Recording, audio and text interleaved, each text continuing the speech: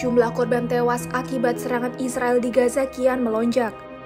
Juru bicara Kementerian Kesehatan di Gaza, Ashraf Al-Qidri melaporkan, warga Palestina yang tewas mencapai 10.022 jiwa, 4.104 diantaranya merupakan anak-anak, dan 2.641 merupakan perempuan.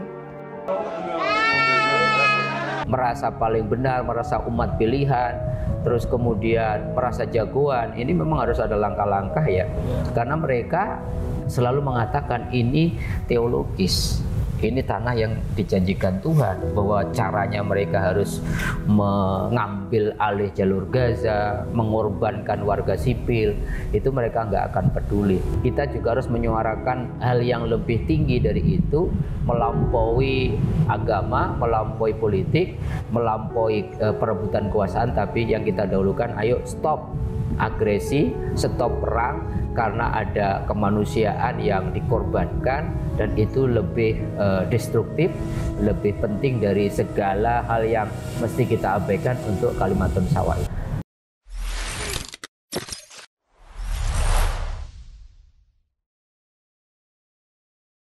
Assalamualaikum warahmatullahi wabarakatuh. Kita berjumpa kembali di channel Tauhid Cinta. Kali ini kita akan membahas mengenai akar masalah konflik antara Palestina dan Israel. Pertanggal 12 November, korban yang telah jatuh sekitar 11.200, luar biasa banyaknya. Dan konflik kian memanas. Korban akan terus berjatuhan kalau konflik ini terus berlangsung. Ya, kita sama-sama berdoa mudah-mudahan konflik ini, gencatan senjata bisa terjadi. Nah, kita akan membahas ini dengan Ustadz Mukhlisin Aziz. Beliau adalah pembina di channel Tauhid Cinta dan juga wakil ketua di STAI atau Sekolah Tinggi Agama Islam Muslim Asia Afrika. Assalamualaikum. Waalaikumsalam warahmatullahi wabarakatuh. Sehat Pak Ustadz ya? Alhamdulillah sehat Mas Rifi. Luar biasa ya Pak Ustadz ya, korban makin banyak berjatuhan ya. Dan kita menyaksikan tangisan-tangisan anak-anak kecil gitu, ibu-ibu dan juga rakyat Palestina gitu ya. Ya, ini sebenarnya akar masalahnya di mana sih Pak Ustadz? Ya Mas Rifki, konflik Israel sama Palestina ini kan konflik yang panjang. Bahwa konflik yang sampai hari ke-37, 38 dari 7 Oktober ini memang konflik yang agak skalanya ya, eskalasinya agak besar ya, jumlahnya juga luar biasa. Terutama ini konflik yang kemudian banyak korban dari warga sipil ya. 11.200 itu kalau kita rinci separuhnya anak-anak sama perempuan ya. Bahkan sekarang ini posisinya rumah sakit yang ada di Palestina itu, serangan darat Israel itu sudah tinggal 100 meter dari rumah sakit. Banyak rumah sakit yang tutup karena suplai bahan bakar, listriknya juga diputus oleh Israel. Ya, bahkan sempat dibom gitu. Wilayah ya sesungguhnya secara hukum internasional kan nggak boleh ya. Rumah sakit, lembaga pendidikan, dan warga sipil tentunya gitu. Tempat ibadah. Oleh karenanya memang segala ikhtiar sebenarnya sudah dilakukan ya, tetapi tidak semudah yang kita bayangkan gitu ya. Kemarin organisasi konferensi Islam sudah bersidang di Saudi, memutuskan beberapa maklumat ya. Salah satunya adalah gencatan senjata, kemudian segera harus ada langkah-langkah politik internasional untuk menghentikan dulu lah ini, minimal gencatan senjata. Syukur-syukur ada jalan keluar, misalkan ya sudahlah dibagi aja wilayahnya itu ya, Israel di mana, Palestina di mana. Tetapi kenapa ini nggak kunjung selesai? Karena rumit Mas Rifki gitu ya.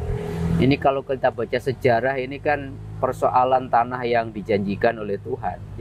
Jadi klaim-klaim teologis ini kan agak susah ya, karena orang sudah meyakini bahwa orang-orang Israel yang mengklaim keturunan Bani Israel itu mengklaim bahwa Palestina itu tanah yang dijanjikan Tuhan menurut keyakinan mereka.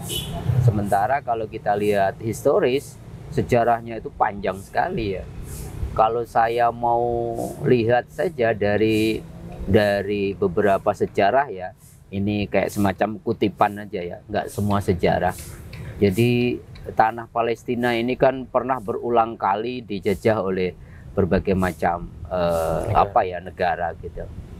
Ini kan diawali dari sesungguhnya Bani Israel yang kita tahu dalam Al-Quran digambarkan umat yang istimewa, umat pilihan, cerdas-cerdas. Tapi pada saat yang sama Bani Israel ini satu umat yang sering banyak membunuh para nabi dan rasul mereka, sering mengubah-ubah isi kitab suci. Dan ketika zaman Musa, Bani Israel itu kan pernah diselamatkan dari Fir'aun, sempat kemudian singgah di Gunung Sinai, dan kemudian sama Nabi Musa Allah tawarkan beserta pengikutnya Bani Israel untuk memasuki tanah yang dijanjikan itu, yang sekarang kita kenal dengan Palestina itu. Tetapi apa yang terjadi dalam Al-Quran digambarkan, di negeri Palestina itu Musa ada penguasa yang kuat, penguasa yang otoriter gitu. Kami nggak berani gitu. Sebaiknya engkau saja Musa, setelah engkau taklukkan mereka kami baru gak mau masuk. Jadi kesempatan itu sesungguhnya pernah ditawarkan Allah, tanah yang dijanjikan itu tidak diambil kesempatan oleh Bani Israel. Dan kita tahu setelah Nabi Musa, anak keturunannya kemudian kita tahu bahwa ketika Daud kemudian bisa mengalahkan Jalut, Goliat itu, kemudian tanah Palestina pernah didiami oleh Bani Israel itu sampai periode yang tidak terlalu lama sesungguhnya ya. Daud digantikan oleh Sulaiman. Setelah Sulaiman itu terpecah jadi 12 suku itu yang kita kenal dengan Bani Israel itu. 10 suku tinggal di Palestina sebelah utara dan 2 suku bertempat tinggal di Palestina Selatan. Cuman persoalannya dalam sejarah 10 suku yang ada tinggal di utara ini hilang.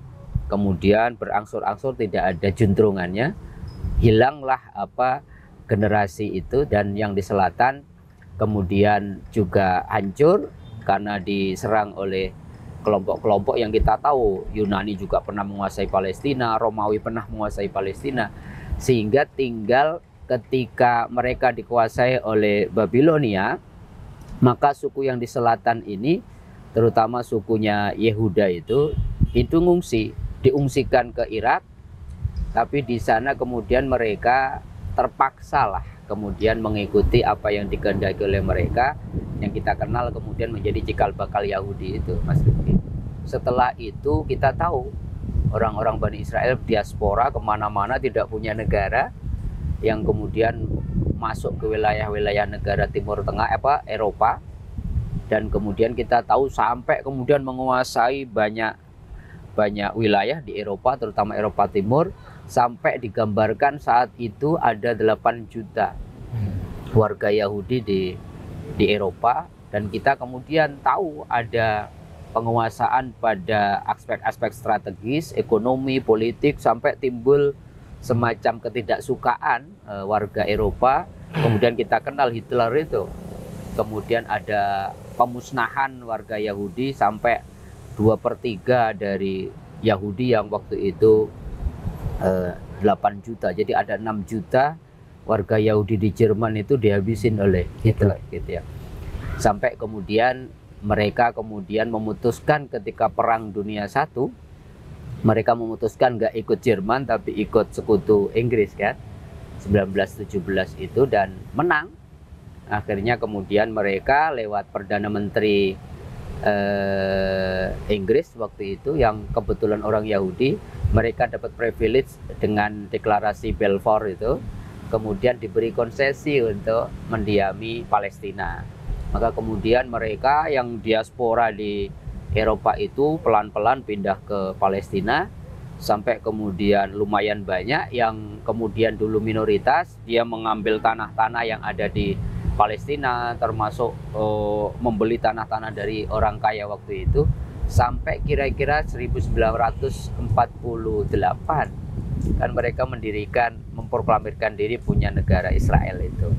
Jadi secara politik sesungguhnya mereka mendiami Palestina saat ini itu gara-gara kemenangan di Perang Dunia I itu. Dan kita tahu semenjak 1948 sampai hari ini Israel itu akan terus begini, tidak akan pernah punya negara yang diakui oleh seluruh dunia. Karena apa? Pernah ditawarkan tanah yang dijanjikan, mereka nggak mau ambil kesempatan. Maka ada perang dengan tahun 67, perang dengan negara-negara sekitar Israel, walaupun mereka menang ya, menguasai jalur Gaza semuanya, dari Mesir, dari Yordan, tapi kan tetap aja seperti itu sampai hari ini 2023 ya. Walaupun mereka sudah proklamirkan 3 tahun lebih lambat dari kita, tidak ada kan yang mengakui secara spesifik bahwa negara kita pun kan tidak punya hubungan diplomatik dengan Israel. Di satu sisi Palestina yang sesungguhnya kalau kita dengar kata Palestina itu kan langsung kita ngomong Islam. Karena padahal di Palestina itu ada Islam, ada Yahudi, ada Nasrani, bahkan di situ ada 3 agama satu Tuhan kan. Ada Masjidil Aqsa, ada dinding ratapan, ada orang-orang Yahudi yang di situ punya tempat suci, orang Islam punya tempat suci, orang Nasrani juga punya tempat suci. Sebenarnya ini simbol luar biasa ya, 3 agama satu Tuhan. Dan bahkan Palestina pun juga pernah dimerdekakan oleh Umar bin Khattab kan. Dan kemudian diberi kesempatan ketika Umar bin Khattab kemudian merebut Palestina waktu itu, dia menyerahkan Palestina untuk didiami oleh warga Palestina yang terdiri dari 3 agama itu. Sampai kemudian kita tahu tahun 88 Palestina punya negara namanya negara Palestina. Sampai hari ini pun ketika Yasir Arafat meninggal, ada banyak, bayangkan Mas Rifki, hari ini Palestina itu diakui oleh 139 negara. Tetapi secara hukum internasional belum dapat pengakuan di PBB gitu. Jadi dua-duanya ini memang masalah dari sisi dari sisi hukum internasional ya. Kedaulatannya belum diakui dua-duanya. Walaupun kita sudah ngakuin negara Palestina, tapi walaupun 139 tidak ada yang pernah mengakui Palestina ini. Maka Indonesia, negara-negara Islam mengakui itu, tapi kemudian tidak akan pernah selesai gitu. Oleh karena saya kira betul kata Mas Rifki tadi, perang seperti ini akan terus berlanjut gitu. Bahkan yang repot ini saya mau kritik ya, yang repot ini persoalan Palestina gencatan senjata ini ada problem historis, yaitu ada 5 negara yang punya hak veto ya. Yang selalu kalau ini dibawa ke PBB, yang terakhir kemudian gencatan senjatanya diveto sama Inggris sama Amerika. Kalau ini terus, nanti kalau ada masalah yang lain, yang veto Rusia, yang veto Cina, yang satu Prancis, tergantung kelompok 5 negara ini yang sesungguhnya sudah ahistoris gitu. Ini apa sih, tahun berapa, kemudian sekarang masih dibawa-bawa, dan ketika satu negara yang memveto aja nggak jadi itu. Maka Israel sekarang yang didukung oleh Amerika, negara-negara barat dan sebagainya, tenang aja. Mau orang mencaci maki, mengadakan solidaritas di mana-mana, maka kemudian dia nyantai saja. Bahkan Amerika itu keluar ratusan miliar dolar gitu, ratusan miliar dolar untuk membantu Israel. Sehingga yang kita harus lakukan hari ini saya kira secara politik ya memang harus banyak negara-negara yang kemudian mempunyai kayak pengaruh global ya, kayak semacam OKI ya, Organisasi Konferensi Islam 2 hari yang lalu mengadakan konferensi daruratnya. Kemudian negara-negara yang lain saya kira juga harus punya kepedulian yang sama untuk memberikan kayak semacam pressing ya untuk negara-negara yang punya veto ini. Ini bukan persoalan sekedar tanah yang dijanjikan. Ini bukan persoalan perebutan kekuasaan, ini bukan persoalan politik, ini bukan persoalan perang agama, ini persoalan kemanusiaan.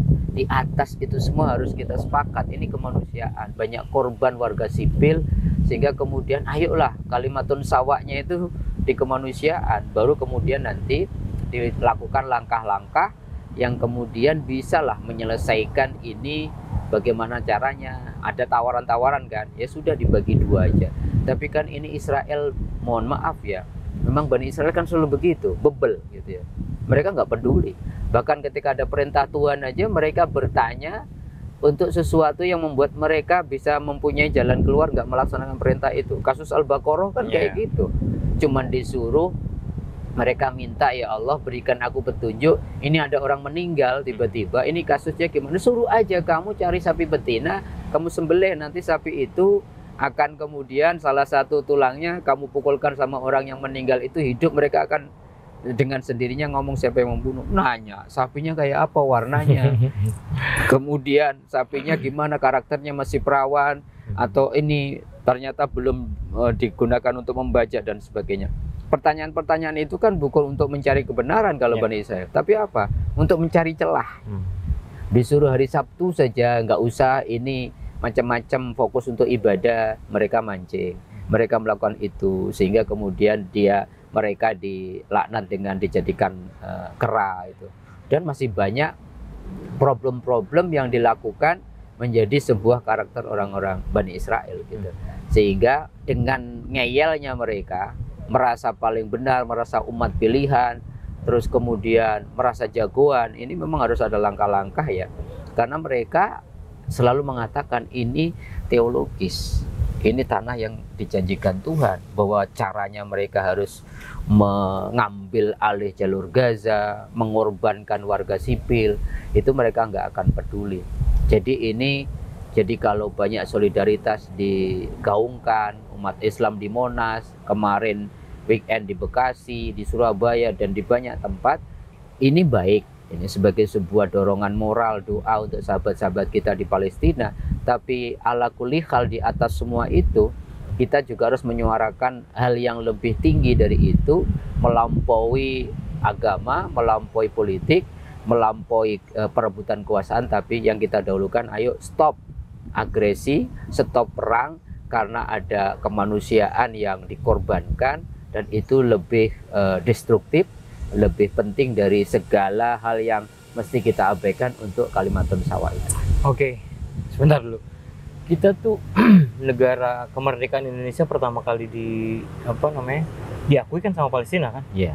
Ya kan, terus satu. Terus yang kedua, Gus Dur itu membangun hubungan diplomatik kan dengan Israel, walaupun di demo terus akhirnya nggak jadi ya? Iya. Nggak jadi kan? Nggak jadi. Ya maksud saya, jangan-jangan kita perlu gitu loh membangun hubungan diplomatik dengan maksud untuk itu gitu ya. Oke. Pak Ustadz, ya kalau kita balik lagi flashback ke sejarah kan, kita punya hubungan yang cukup dekat ya dengan Palestina. Palestina yang pertama kali mengakui kemerdekaan Indonesia. Terus yang kedua, waktu di era zaman Al-Maghfur lah, Kiai Haji Abdurrahman Wahid atau Gus Dur mencoba membangun hubungan diplomatik dengan Israel. Ya dengan tujuan mungkin waktu itu bisa ikut terlibat atau berdiplomasi untuk bagaimana kemerdekaan Palestina. Nah, sekarang ini kan jangan-jangan gitu hubungan diplomatik ini memang perlu lagi dihidupkan, atau memang tidak perlu lagi hubungan diplomatik ya, kita harus lewat dari OKI, dari PBB yang kita pressure gitu segala macam. Saya kira apapun kaifiyahnya, apapun jalur yang bisa menghentikan itu semua baik dilakukan ya.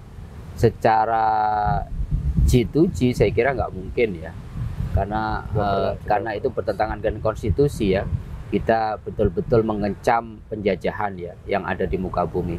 Tetapi kan ada jalur-jalur yang lain, diplomasi budaya, diplomasi kultural, yang dilakukan oleh Gus Dur itu kan mencoba membuka dialog-dialog teologis, dialog-dialog kebudayaan, yang dengan itu Gus Dur sangat dihormati.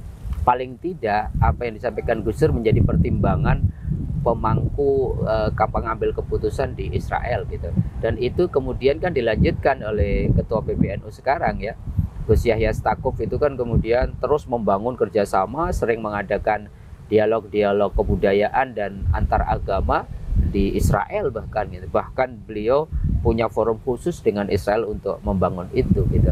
Artinya apa? Ini jalur kayak gini perlu juga dilakukan, jalur diplomatik. Kemudian kalau memang secara konstitusi resmi negara mengakui Israel tidak bisa dilakukan karena melanggar secara langsung konstitusi, ya mungkin kita hindari. Tetapi ala kulli hal di atas itu jalur-jalur yang lain yang bisa memaksa dalam tanda petik ya Israel untuk menghentikan ini, terlepas apapun apapun alasan mereka membombardir Palestina dengan dalih tanah yang dijanjikan Tuhan, itu harus segera dihentikan. Maka upaya-upaya negara kita yang ikut andil dalam pembukaan 45, membangun peradaban perdamaian dunia itu saya kira mesti dilakukan. Oki sudah bersidang darurat, kemudian langsung setelah dari Saudi, Presiden Jokowi langsung ke Gedung Putih gitu ya, bertemu dengan Joe Biden, paling tidak untuk menitipkan pesan-pesan darurat maklumat dari Oki itu.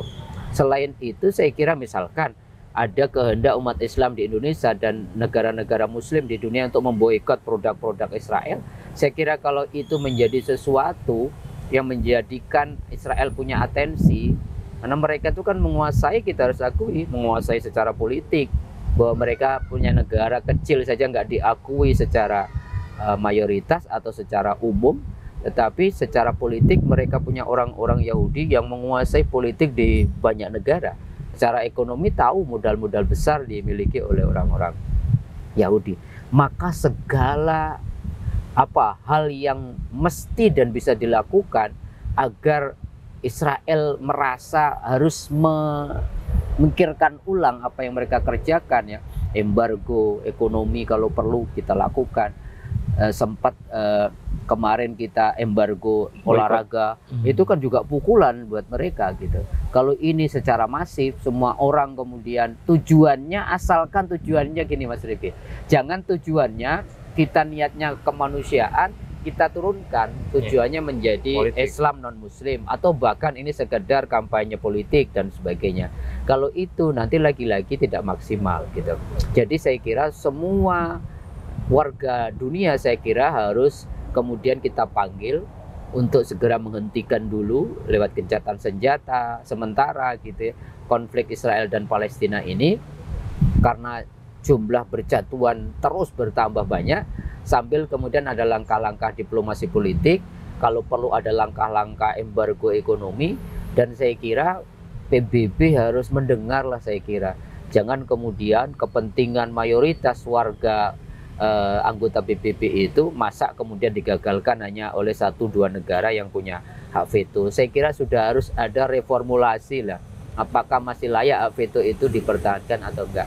Kalau enggak, nanti perdamaian dunia itu atau hal-hal yang menyangkut warga dunia itu yang sangat penting hanya ditentukan oleh 5 negara yang kemudian diberi hak prerogatif melakukan hak veto atas masalah-masalah besar. Saya kira itulah artinya apa yang ingin saya sampaikan, segala langkah untuk menghentikan itu bisa dilakukan, dan dunia saya kira harus kompak terlepas dari perbedaan negara, perbedaan madhab politik, perbedaan agama, tetapi kita satu dalam semangat yang satu, kemanusiaan.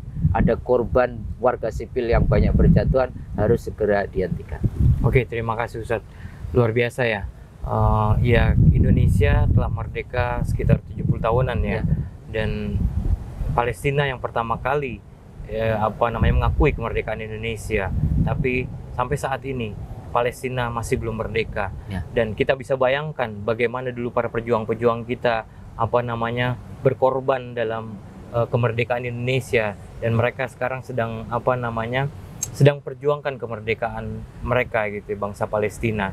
Ya, mari sama-sama kita dukung itu, kita menggalang solidaritas, kita melakukan berbagai hal untuk saya kira Indonesia nggak pernah mundur 1 senti pun ya, bahwa yang pertama mendukung terus memperjuangkan kemerdekaan Palestina, salah satunya adalah negara kita.